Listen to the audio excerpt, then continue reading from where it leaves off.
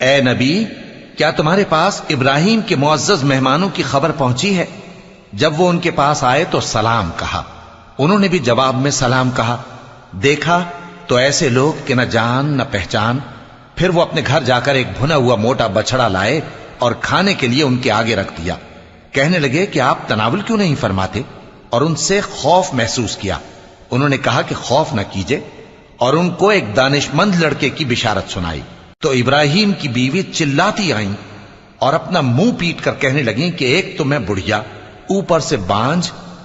انہوں نے کہا تمہارے پروردگار نے یوں ہی فرمایا ہے، وہ بے شک صاحب حکمت ہے، خبردار ہے۔ ابراہیم نے کہا کہ فرشتو، اب تمہارا اصل کام کیا ہے؟